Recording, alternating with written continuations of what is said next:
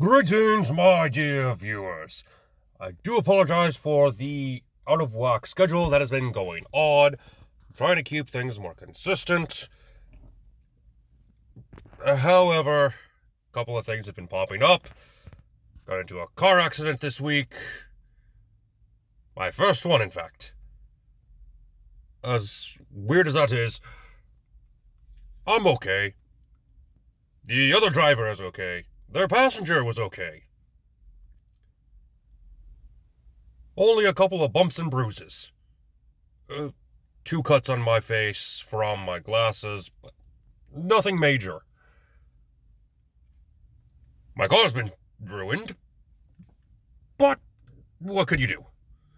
Accidents happen. That just goes to show you need to be more vigilant on the road and be careful. Cars are dangerous. Anyway, we're not talking about cars today, we are talking about Dungeons & Dragons characters. And today, we're doing another childhood show that I used to watch. Yugioh. This one is Yugi Moto's key monster, the Dark Magician, whose backstory is actually way more complex than it first seems. Way back in the days of ancient Egypt, in the Yu-Gi-Oh universe, you have Mahad, servant and best friend to the pharaoh Atum, who is Yabe Yugi in the present. Yu-Gi-Oh is a little more complicated than Pokemon is. Oh well. Anyway, Mahad is a sorcerer.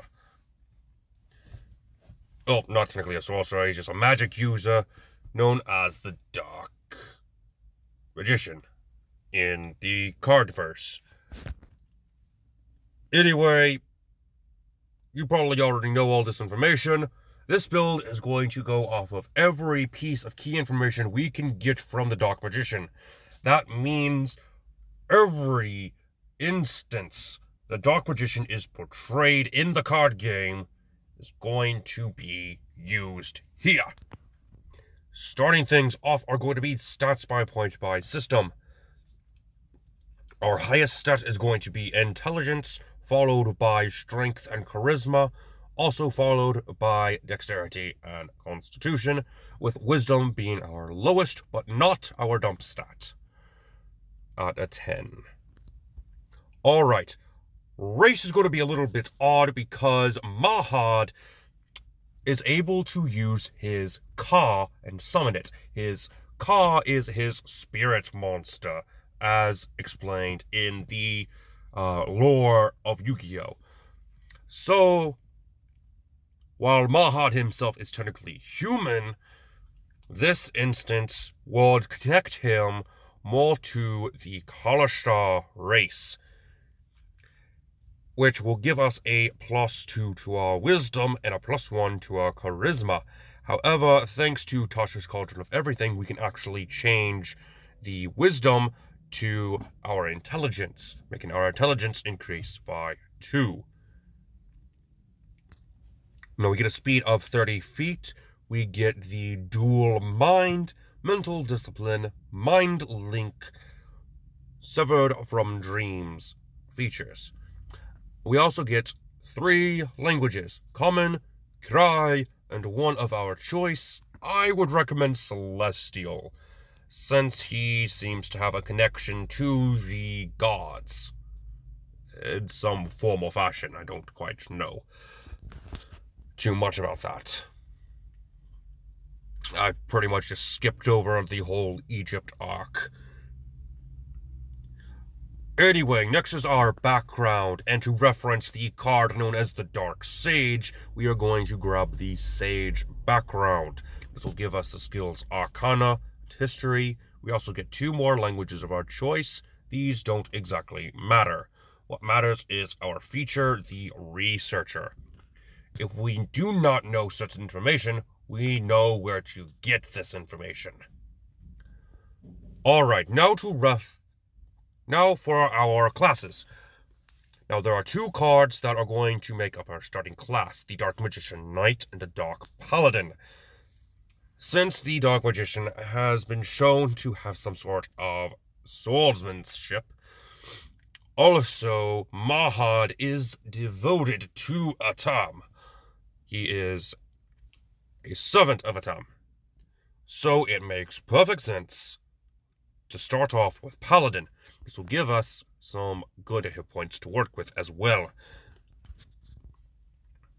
We get saving throws in Wisdom and Charisma. However, since we already got that with the Color Star race, we will not have to worry about that. For skills, we get Religion and Intimidation.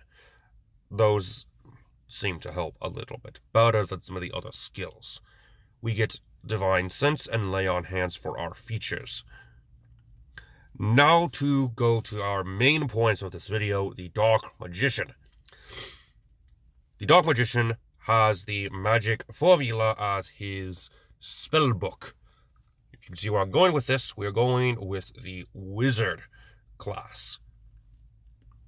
Our spellcasting is going to be using our Intelligence modifier, and we also get the Arcane Recovery feature. Leveling up once more, we're going to go to a level 2 Wizard, which will get an Arcane Tradition. Now, normally, I would choose the Order of Scribes for my Wizard class, since it is the most powerful Wizard subclass. However, the School of Illusion fits more with the Dark Magician's lore, since Mahad's Ka is called the Magician of Illusions. And several of Dark Magician's archetype reference illusion.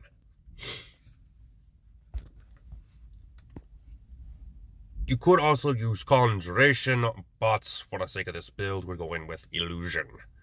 Moving on to level 4, since we don't get anything at level 3 Wizard, we get an ability score improvement. I would recommend increasing your strength by 2 if you just want to go with the ability score improvement. However, if you want a feat, I would recommend grabbing Warcaster. It is the best feat for any form of spellcaster. At level 6 Wizard, we get the Malleable Illusions. We can easily switch out what our illusion looks like, which will be quite useful in battle.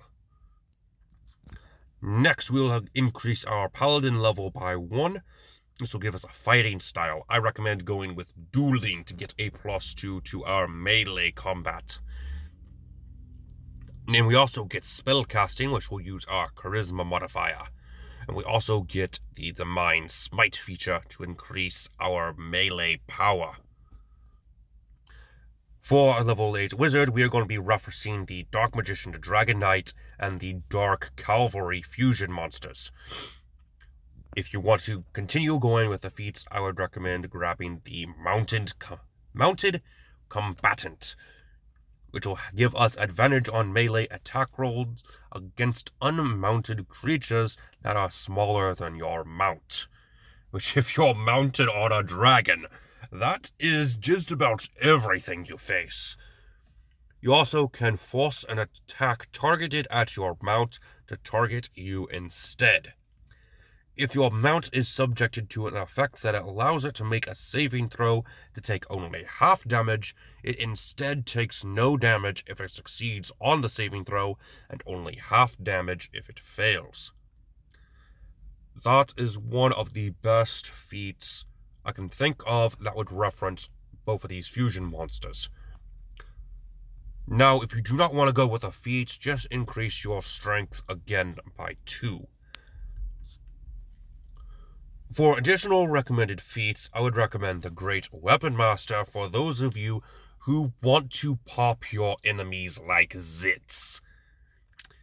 If you have been increasing your ability score and got the dueling fighting style, the penalty that you would gain from using this feat will not hinder you as badly. All you have to do is roll well.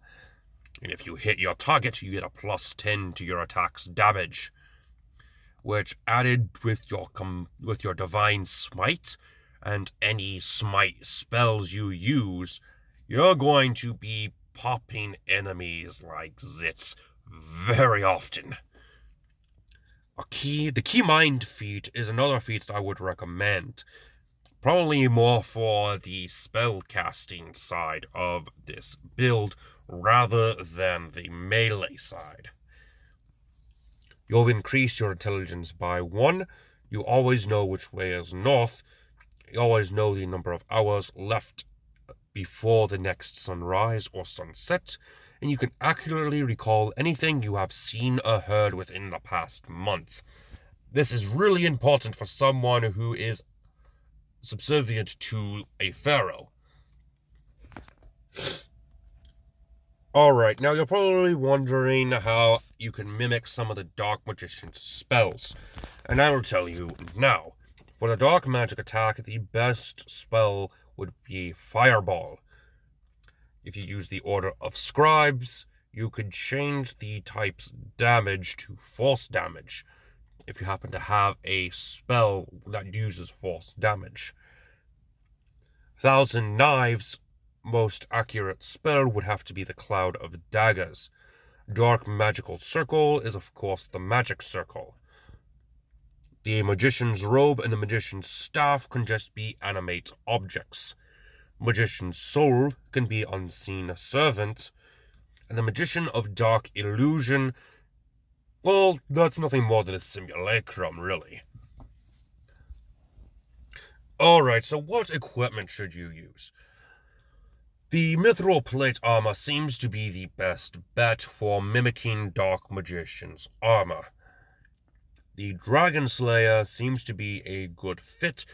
Although it is just a sword, you could probably ask your DM if you can have a glaive, since that seems to be Dark Paladin's preferred weapon of choice.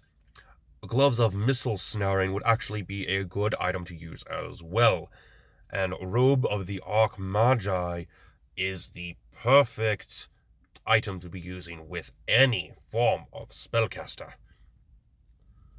Now, this is not recommended, but to reference the Dark Eradicator Warlock, I would recommend grabbing 4 levels in Warlock.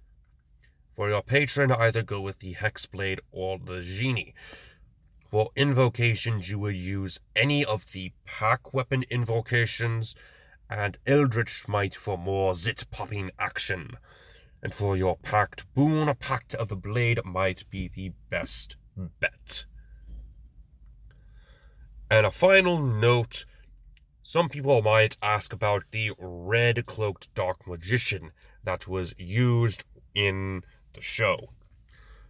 Now, this is more for the Dungeon Master to worry about, because they may want to consider having a antagonist that mimics your Dark Magician character. And when they do so, I would recommend Dungeon Master you use the Inspired, which is another Kalashtar NPC, though they tend more towards the dark side of the Kalashtar race. And it would be perfect as a base encounter, a base for this encounter. And with that, that's going to be the end of this video, my dear viewers. I do hope you enjoyed. Until next time, this has been Drehard, and I am offline. And please, do tell me who you want to see next in these videos. I am very curious to see your ideas. Please comment them down below.